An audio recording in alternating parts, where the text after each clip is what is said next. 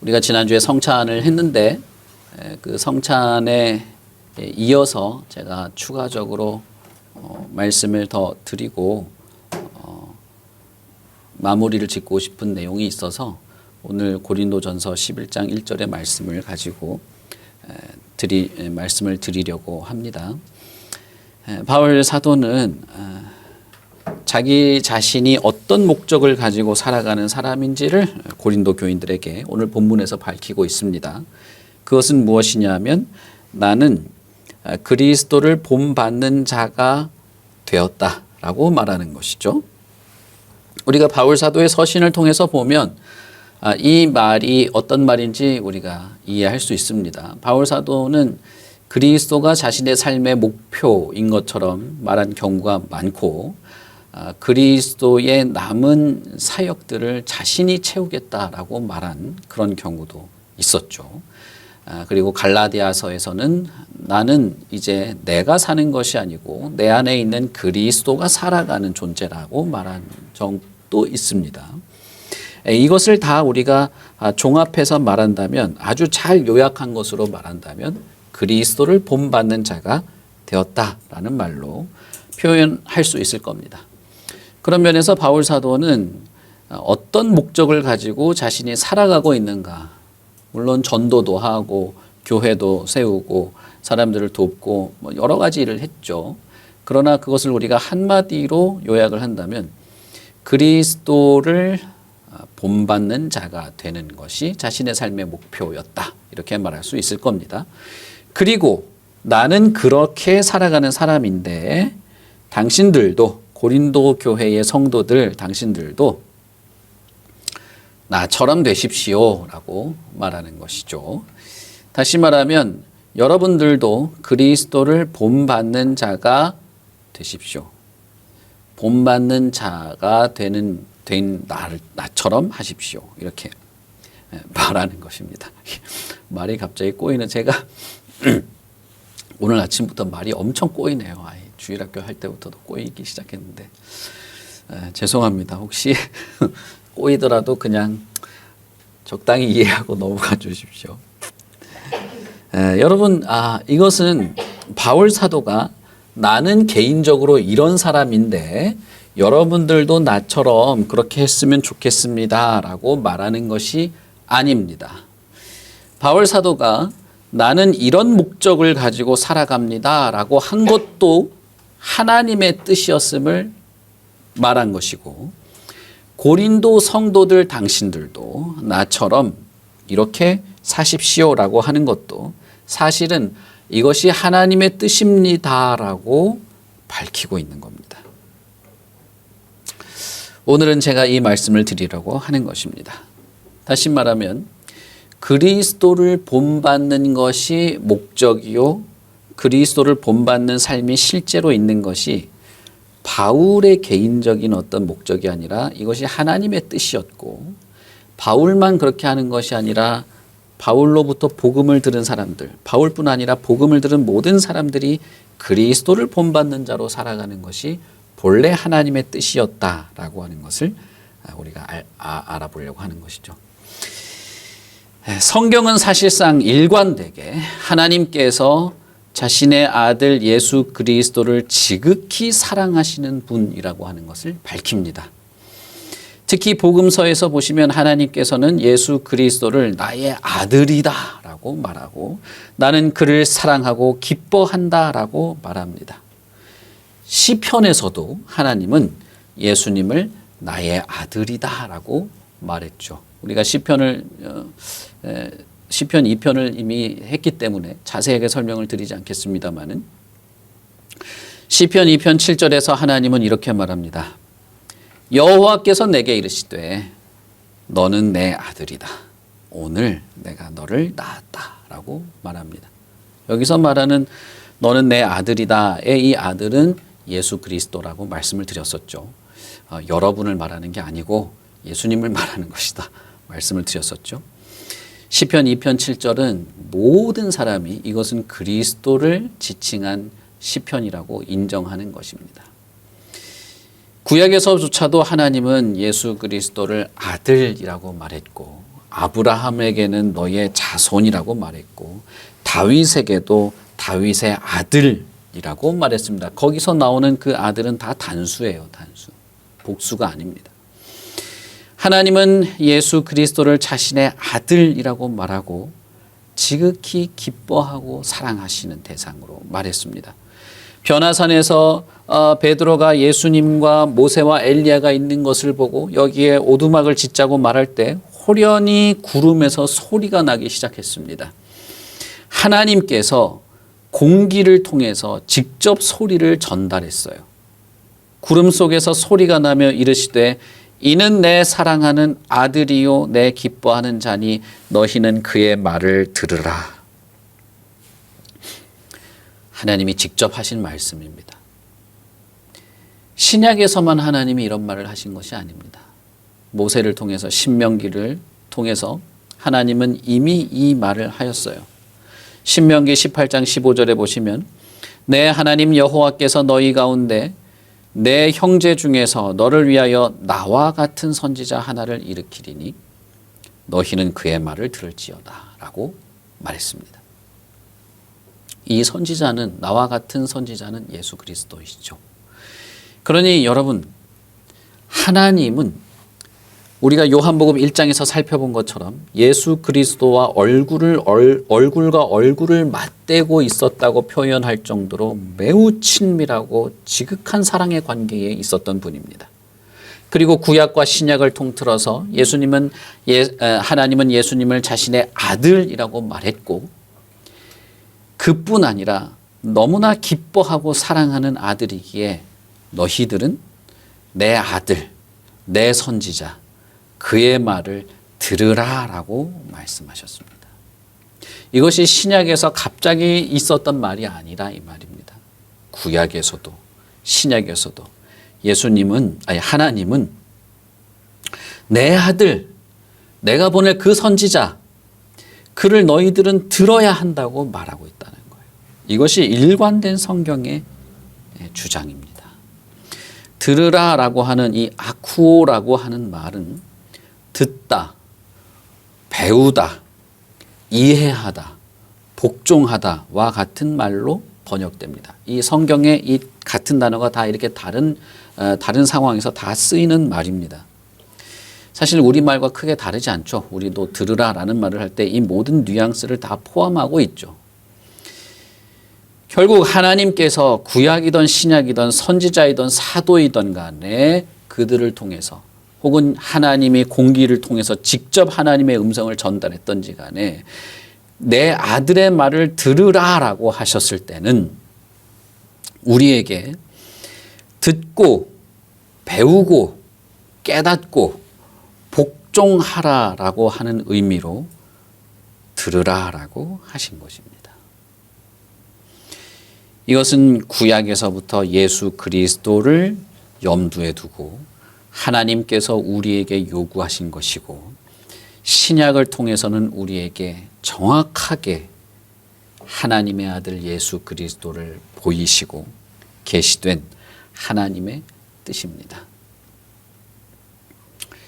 사실상 하나님은 세계를 창조하시고 온 우주를 창조하시고 아담을 에덴 동산에 둘 때부터도 이것을 요구하셨습니다. 세계를 창조하시고 그 창조된 세계 안에 인간을 두셨을 때 하나님은 인간을 그저 자연의 본성에 따라서 하늘의 새와 땅의 짐승과 바다의 물고기는 그렇게 하지 않았죠. 그냥 만들어 놓고 그냥 두셨죠. 그냥 살면 되는 것입니다. 인간을 에덴 동산에 두시고 자연의 본성에 따라 살도록 만들어 놓지 않았습니다. 하나님은 아담을 찾아오셔서 인격적 관계를 맺으시고 그와 대화하시고 지시하고 명령하고 약속하시면서 인격적 관계를 가지셨습니다. 하나님이 인간과 인격적 관계를 맺으시기 때문에 그 하나님과의 관계는 인간에게는 존재의 의미를 갖게 하는 것입니다. 제가 이걸 창세기 할 때 다 설명을 드렸기 때문에 자세하게 하진 않겠습니다만은 내가 어떻게 살아야 되는가, 누구와 관계하며 살아야 하는가, 무엇을 해야 하고 무엇을 약속받았는가는 인간에게 있어서 그가 왜 존재하는지 존재의 의미를 밝히는 것이 되었습니다. 여러분, 저와 우리는 왜 존재합니까? 왜 삽니까? 무엇을 위해서 살고 무엇을 기대합니까? 이것은 여러분, 우리의 의미, 내가 살아가는 삶의 의미와 관련된 질문이죠. 수많은 철학자들이 이것을 질문했습니다. 창세기는 인간을 만들고 나서 하나님이 그 인간에게 의미부터 부여하는 것을 보여주죠. 하나님이 인간과 인격적 관계를 맺고 명령과 약속으로서 그가 존재의 의미를 갖게 하셔서 이 두 인격체, 창조된 세계에서 인격을 가진 존재는 별로 없어요. 하나님과 인간이라고 하는 이 두 인격체가 서로 관계를 맺게 된 것입니다. 다시 말하면 인간이라고 하는 존재는 하나님을 대리해서 혹은 하나님처럼 마치 하나님인 것이라도 된 것처럼 하나님을 대리해서 하나님이 명령하시고 지시하신 일을 하는 것이죠. 그것이 인간의 의미입니다. 하나님을 대리하여서 내가 하나님처럼 행동하는 것, 그것이 아담에게 있어서 존재의 의미였습니다. 그러므로 아담이 에덴을 관리해야 하는 것, 가꾸라고 하나님이 명령하신 것처럼 에덴을 잘 보호하고 가꾸는 것은 아담에게 짐으로 지워진 것이 아닙니다. 원래 이 세계는 하나님의 소유였죠. 에덴 동산도 하나님의 소유였습니다.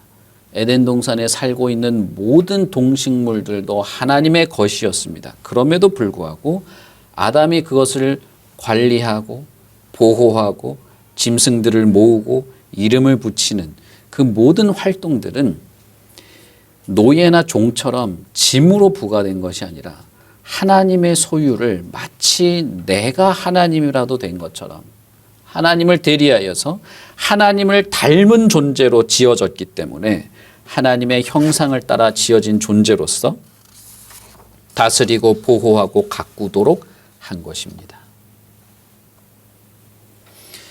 실제로 아담은 하나님을 닮은 존재로 하나님의 형상을 따라 지어졌기에 하나님을 닮은 자였습니다.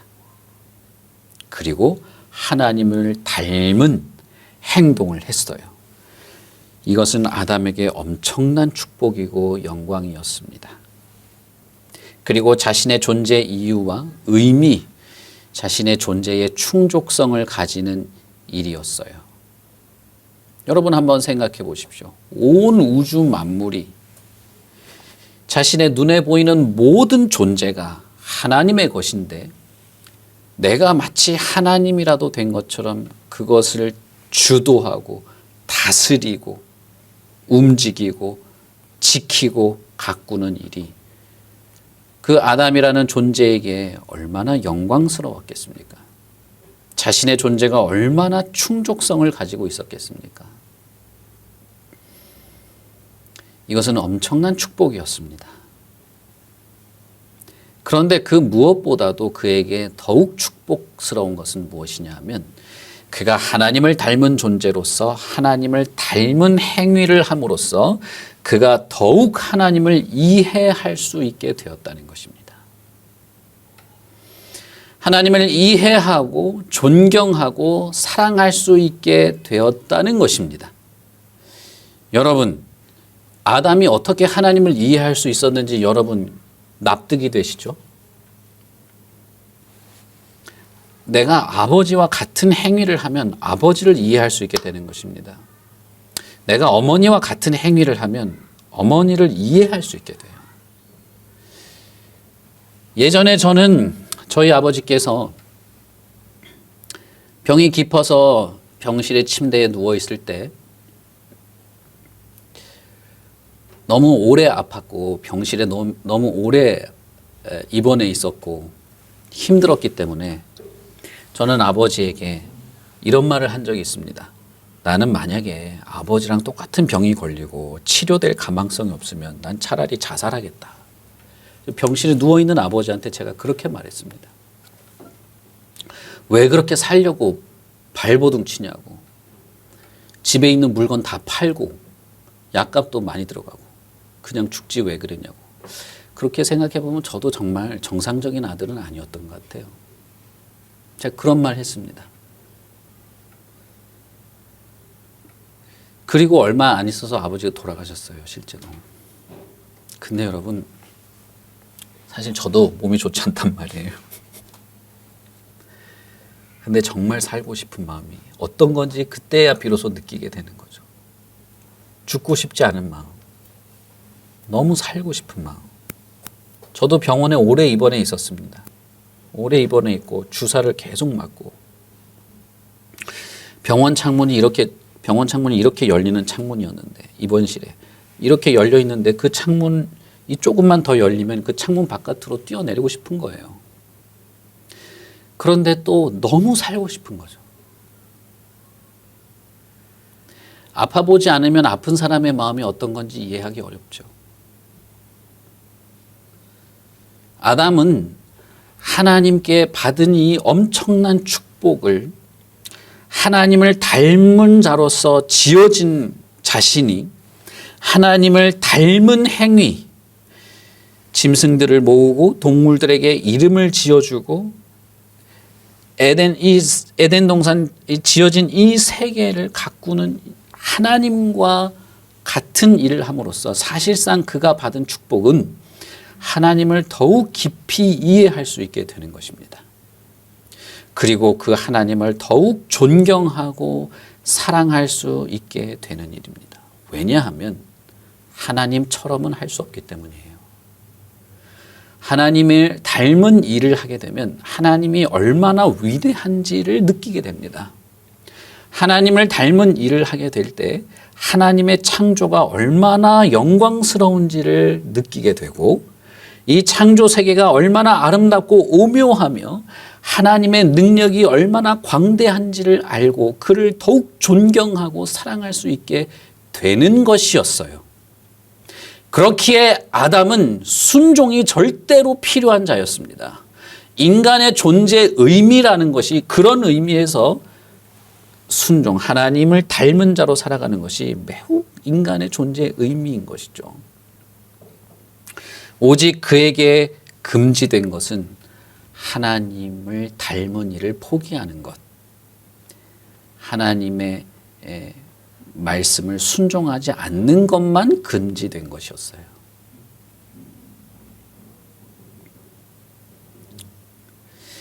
천지를 창조하신 그 창조의 그 순간부터 하나님은 인간에게 요구하신 것은 무엇이었습니까?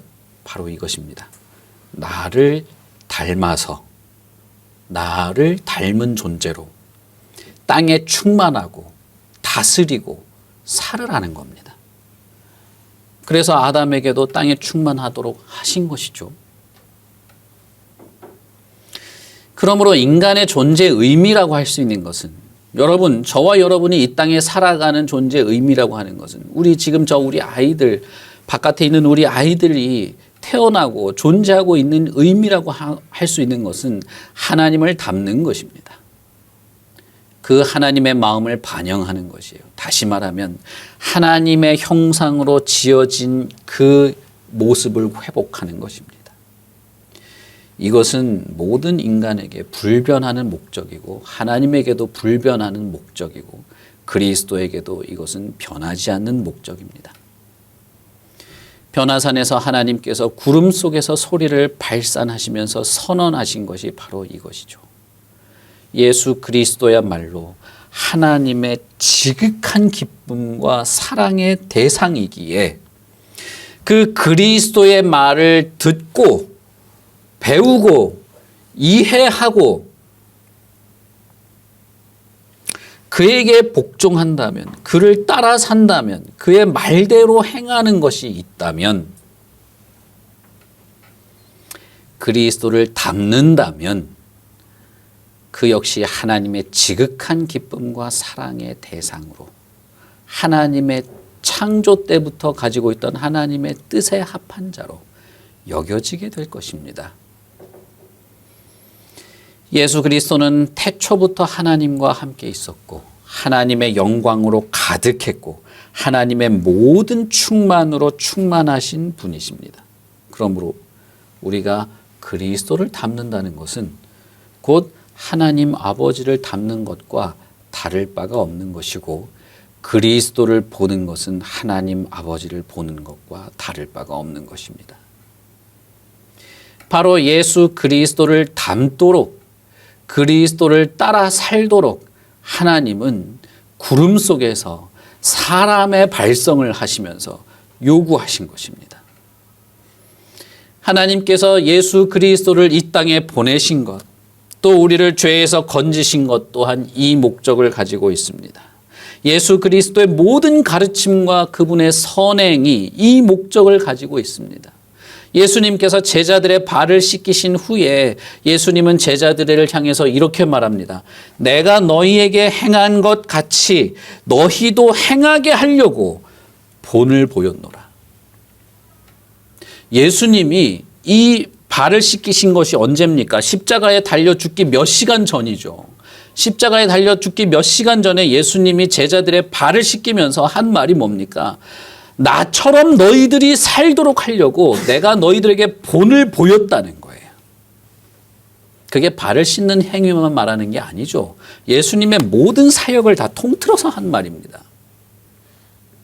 그러니 여러분, 예수님이 제자들에게 원하는 것이 뭡니까? 나처럼 행하는 거죠. 예수님에 대해서 우리가 예수님이 이 땅에 오신 것에 대해서 오셔서 우리 죄를 용서하시고 구원하시고 십자가에 달리시고 물론 그것이 너무나 중요합니다. 우리는 이것을 끊임없이 반복하고 더 깊이 알아가야 합니다. 그러나 그럼에도 불구하고 그것만 말하는 건 이상한 거죠.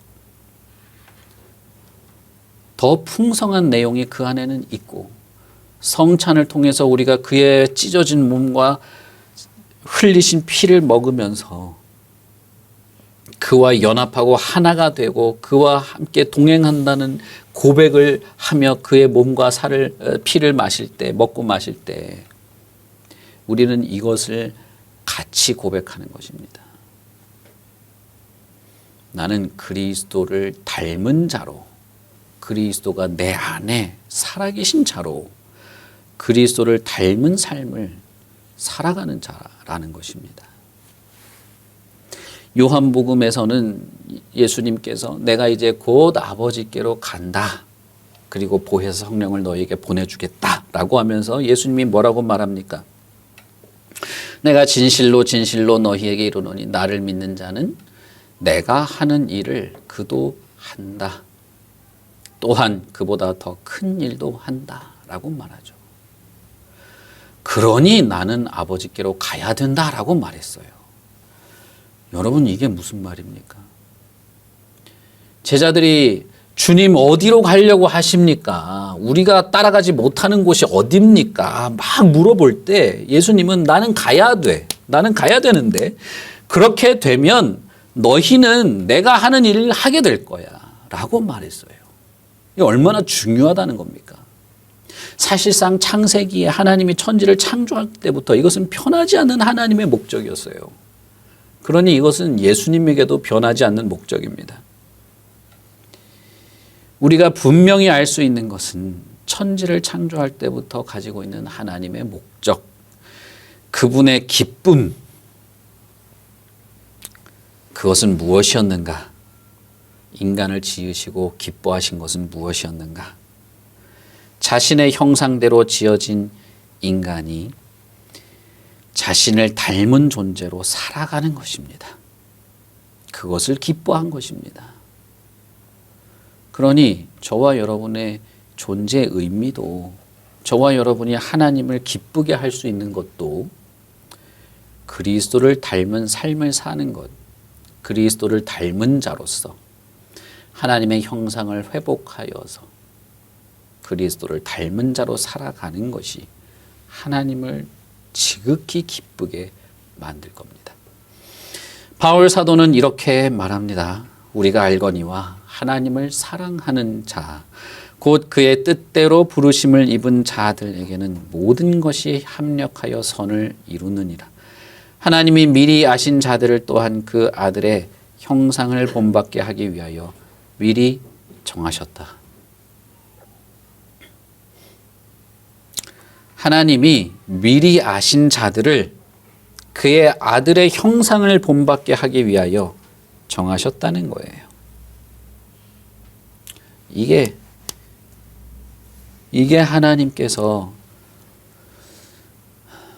부르시는 이유, 그의 뜻대로 부르시는 이유라고 말한 것이죠.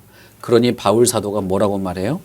내가 그리스도를 본받는 자가 된 것 같이 당신들도 나를 본받는 자가 되십시오 라고 말한 것이죠. 이것은 하나님이 그런 분이다라고 말한 겁니다. 하나님의 마음이 이렇습니다 라고 말한 거예요. 이걸 가지고 바울 신학이니 뭐 개신교는 예수를 안 믿고 바울을 믿니 이런 소리를 할 수가 없는 거죠. 요즘에 이런 이상한 주장을 하는 사람들이 많은데, 여러분, 이것은 하나님의 마음입니다. 하나님의 마음이고 예수 그리스도의 마음이고, 예수 그리스도께서 받아 먹어라, 이건 내 살이야. 받아 마셔라, 이것은 내가 주는 피야. 이건 내가 새롭게 맺는 언약의 피야. 아담에게 맺은 언약은 아담이 배신했지만 내가 내 몸과 피로, 다른 것이 아니라 내 자신의 생명을 찢어서 너에게 주어서 먹고 마시게 함으로써 맺는 이 새 언약은 너희들의 마음에 새겨지는 것이기에 이것은 엄청난 것입니다. 이것은 저와 여러분이 그리스도를 내 마음 안에 살아있는 분으로 모시고 그와 함께 동행하게 하고 그를 닮은 자로 열심을 다하여 살게 하고, 그러므로 내가 그리스도가 얼마나 위대한 분인가를 절절하게 느끼게 하는, 그리스도께서 자신을 내어주시면서 정말 해내고자 했던 그런 일인 것입니다. 그러니 여러분, 우리가 성찬은 단순하게 의식적 행위로 반복할 것이 아니죠. 비록 내가 온전하지 못한 모습이 있어도 분명한 그런 고백 속에서 해야 하는 것이고, 내가 별다른 문제 없고 번듯하게 살아가는 인간처럼 보여도 그런 고백이 없이는 참여할 수 없는 것입니다. 그리스도를 닮는 것이 무엇입니까? 그러면 뭐 사랑하고 기도하고 전도하고 이런 것입니까? 이런 몇 가지 항목들을 말하기 시작하면 사람들은 그것만 하면 내가 잘하는 거라고 착각하기 시작해요. 근데 그렇게 하지 않고 여러분, 주님을 묵상하고 알아가고 배우고 그분을 깊이 생각하면서 성령의 인도를 따라서 한번 자신 나름대로 한번 해보십시오 하면 또 아무것도 안 합니다. 여러분 그런 습성에서 빨리 벗어나셔야 돼요. 목사가 뭐 한두 가지 말해주면 그건가 보다 하고서 하는 것도 물론 장점은 있지만 그것도 성숙한 태도가 아닙니다. 그런데 정말 말씀을 묵상하고 이 말씀의 깊이를 따져보고 한 주간 그 말씀을 그 깊이 하면서 주님을 따라 살아보려고 할 때는 아무것도 안 해버려요. 그냥 좋은 말이구나. 여러분, 그래도 안 되는 거예요. 아담이 그래야 했듯이 우리는 그리스도를 따르는 것, 그분을 듣는 것, 배우는 것, 깨닫는 것, 그리고 그를 닮은 행동을 하는 것을 통해서 그리스도를 더욱 사랑하고 그리스도를 더욱 기뻐하게 됩니다. 이것은 우리가 뭔가 열심을 내고 무슨 기독교 종교 열심을 냈더니 나한테 무슨 이익이 주어지고 달콤한 것이 떨어지고 응답을 받고 이런 것 때문에 기뻐하는 그런 단세포적인 반응과는 다른 것입니다. 이것은 아주 인격적인 반응이에요. 아주 인격적인 이해와 사랑으로 나아가는 것입니다. 내가 아버지처럼 살게 되니 아버지를 이해하게 되는 것처럼.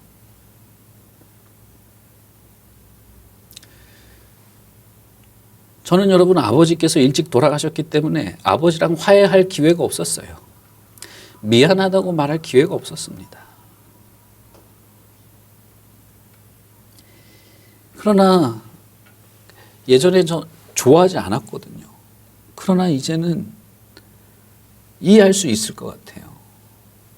화해도 할 수 있을 것 같고 그럴 수 있을 것 같아요.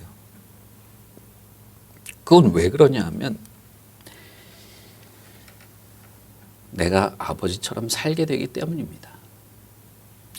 그리스도를 배우고 그리스도를 따라 사는 삶을 살아간다는 것은 그리스도를 더욱 사랑하고 기뻐하게 되는 것입니다. 다시 말하면 그리스도를 따르는 삶이야말로 그리스도를 사랑하는 방식인 거예요. 그리스도를 닮은 삶을 살지 않으면서 그리스도를 사랑할 수 있는가? 그건 불가능합니다. 그리스도를 따르는 삶이 희미하면서도 그리스도를 사랑한다고 말할 수 있을까? 여러분, 그건 거짓말입니다. 거짓말이라고요? 아니요. 나는 그리스도를 좋아하는데요. 그래도. 아니요. 여러분, 제가 과격하게 말하는 것처럼 들릴지 몰라도 그것은 그리스도를 사랑하는 것이 아닙니다. 그리스도의 말씀에 대해서 여전히 굼뜨고 내 욕망과 욕구의 후순위로 밀려가면서도 그리스도가 나를 사랑하고 나도 그리스도를 사랑하고 어쩌고 저쩌고 하는 것은 여러분 그리스도를 잘 모르는 그리스도를 이제 막 알아가는 그런 단계에서나 어느 정도 이해될지 몰라도 참된 믿음 안에서 구원의 확신 속에서 살아가는 자가 그럴 수는 없는 겁니다. 왜냐하면 그리스도를 더욱 사랑하게 되면 될수록 그를 더욱 따르게 되는 것이 되기 때문에 그래요. 그를 따르게 되면 될수록 더욱 사랑하게 되고 사랑하게 되면 될수록 그를 더욱 따르게 되는 것이 반복되기에 이것이 안 되면서도 사랑하게 된다는 말은 그건 거짓말인 겁니다. 그냥 그랬으면 좋겠다는 거겠죠. 주님께서는 자신의 삶을 오직 하나님을 사랑하는 방식으로 살아내셨습니다. 살아가셨어요. 우리는 요한복음에서 그것을 분명히 알 수 있습니다. 주님께서도 하나님을 사랑하는 방식으로 살았어요. 예수님께서 보여주신 순종, 모든 순종은 하나님에 대한 꺾이지 않는 사랑 때문에 가능한 것이었습니다. 그리고 주님께서는 바로 그런 마음으로 나를 본받도록 내가 이렇게 행했다라고 말하고 있는 것입니다. 제자들을 발을 씻기면서 내가 너희들에게 이런 행동을 하는 것은 나를 따라 살도록 하려고 내가 본을 보인다라고 할 때 그 요한복음 13장 1절에 뭐라고 돼 있냐 하면 예수께서 자신의 그 제자들을 사랑하시되 끝까지 사랑하신다라고 13장 1절을 시작하면서 예수님이 발을 씻깁니다. 그리고 나처럼 행하라고 말해요. 그러니 거기에 사랑이 떨어져 있을 수 없습니다. 예수님을 닮은 삶이라고 하는 것은. 바울 사도 또한 그리스도를 향한 사랑으로 그리스도를 본받으려 했고 고린도 교인들을 사랑했기 때문에 당신들도 나를 본받으라고 한 것입니다. 우리가 하나님을 사랑한 것이 아니고 하나님을 사랑한 적도 없고 사랑해 달라고 요구한 적도 없습니다. 그런데 하나님은 우리를 사랑하셔서 자신의 아들을 보내셨습니다. 그렇기 때문에 우리도 바로 이런 방식으로 주님을 사랑하는 것이 마땅한 것입니다. 예수님께서 우리를 죄에서 건지시고 치유하시고 고치시는 이유는 우리를 사랑하시기 때문이고 우리가 그리스도를 따라 살도록 하기 위해서입니다. 이것이 하나님이 인간을 만드시고 예수를 이 땅에 보내신 이유이기 때문이고, 이것이 궁극적으로 하나님이 기뻐하시고 영광을 받으시는 것이기 되기 때문입니다. 만약에 저와 여러분이 그리스도를 본받아 살아가는, 성령의 도우심을 통해서 그리스도를 본받아 살아가는 삶의 단편이라도 계속 이어지게 된다면 그 사람은 분명히 그리스도를 더욱 사랑하게 될 겁니다. 바울 사도는 내가 그리스도를 본받는다라는 말을 여러 가지로 표현했죠. 빌립보서에서는 뭐라고 말합니까? 내가 그를 위하여 모든 것을 잃어버리고 배설물로 여기는 것은 그리스도를 얻고 그 안에서 발견되고 싶어서 그런다라고 말했습니다. 갈라디아서에서는 뭐라고 말합니까? 이제는 나는 내가 사는 것이 아닙니다. 오직 내 안에 그리스도께서 사는 것입니다. 내가 육체를 가지고 살아가는 것은 나를 사랑하셔서 나를 위하여 자기를 버리신 하나님의 아들을 내가 믿는 그 믿음 안에서 내가 살아가는 것뿐입니다. 라고 말했습니다. 여러분, 우리가 지난주에 성찬을 했죠. 그리스도를 먹고 마시는 그분이 그렇게 함으로써 나와 기꺼이 하나가 되시려고 한다는 것을 믿고 그 믿음의 고백으로 우리가 먹고 마시는 일을 했는데, 그것은 결국 내가 그리스도와 연합하여 그분과 함께 살아가기를 바라는 고백 속에서 또한 하게 된 것입니다. 제가 지난주 성찬 설교에서 이렇게 설교를 했습니다. 제가 지난주에 한 설교를 다시 인용하겠습니다. 성찬에 참여하는 것은 단순히 행위를 통해서 우리의 의식을 환기시키는 것이 아닙니다. 그리스도와 함께 살아가게 되는 것입니다.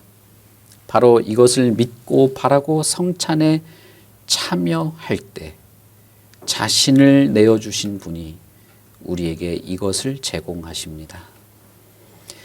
그리스도의 생명이 얼마나 감사한지 알고 더욱 바라게 제공하시는 것입니다. 그리스도와 함께 살고, 혹은 그리스도의 마음으로 살고, 혹은 그리스도를 따라 살고, 혹은 그리스도를 닮아가는 이것은 하나님의 형상으로 지어진 인간에게 주어진 최초의 그리고 최고의 목적입니다. 그리스도의 몸과 피를 먹고 마시는 것은 그분 안에서, 그분이 내 안에서 살아갈 수 있는 은혜를 얻는 것입니다. 우리가 그리스도의 몸과 피를 먹고 마실 때 이 일이 우리 안에서 시작되고 더욱 견고해집니다. 무엇보다 우리가 그리스도의 그 희생을 결코 가볍게 여기지 않으며 자신의 삶의 방향과 최후를 그리스도와 함께 하고자 하게 되는 것입니다. 그분의 몸과 피를 먹고 나눈 사람은 주님을 항상 자신의 삶에 모시고 살 수 있습니다. 모든 문을 다 닫고 있던 다락방에 주님이 호련히 나타나셔서 그 가운데 서신 것처럼 주님의 몸과 피를 먹고 마신 자들은 자신의 인생 가운데 주님의 임재가 있을 것을 믿고 경험하게 되는 것입니다. 여러분, 지난주에 한 성찬은 여러분에게 어떤 마음의 여운과 감동과 위로와 믿음과 소망을 갖게 했습니까? 어떤 삶의 결심을 갖게 했고, 우리가 한 주가 지났는데 어떤 삶을 살게 했습니까? 그저 한 번의 종교 행사로 끝났습니까? 그저 익숙한 성찬 다 해봤고 한 것이니까 그 당시에는 어느 정도 좀 진지한 마음을 가졌을지 모르지만 한 번 하고 끝난 것이었습니까? 여러분, 우리들의 궁극적인 목적은 그리스도를 닮는 것입니다. 그리고 그분을 더욱 사랑하는 것입니다.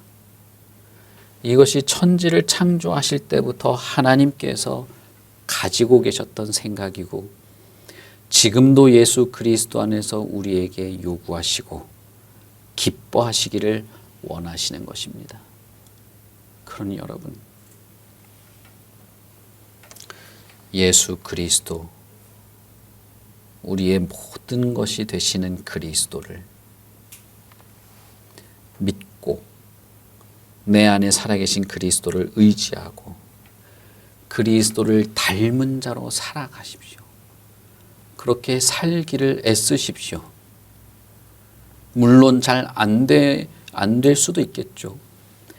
그러나 그것은 사실은 그렇기에 그리스도의 위대함을 경험하게 되는 과정인 것입니다. 여러분이 뭐가 대단하다고 뭘 대단한 걸 하겠습니까? 그 가운데 그 그리스도의 사랑이 얼마나 대단한 것인지, 그 그리스도의 겸손이 얼마나 대단한 것이었는지, 그리스도의 인내가 얼마나 다행스러운 것이었는지, 그리스도를 우리가 더욱 좋아하고 사랑하고 아끼고 기뻐하고 더 닮고 싶은 자로 그렇게 여겨지게 되는 것이죠. 우리가 그런 자들입니다. 그런 자로 우리를 부르셨습니다. 아들의 형상을 닮은 자로 우리를 부르셨어요. 그리고 예수 그리스도께서는 바로 나 같은 사람, 여러분을 위해서 자신의 살과 자신의 피를 기꺼이 찢고 흘리신 것입니다. 그러니 예수 그리스도를 알고자 하시고 믿고자 하시고 배우고 따르는 이 일에 진심을 담으십시오. 우리 같이 기도하겠습니다.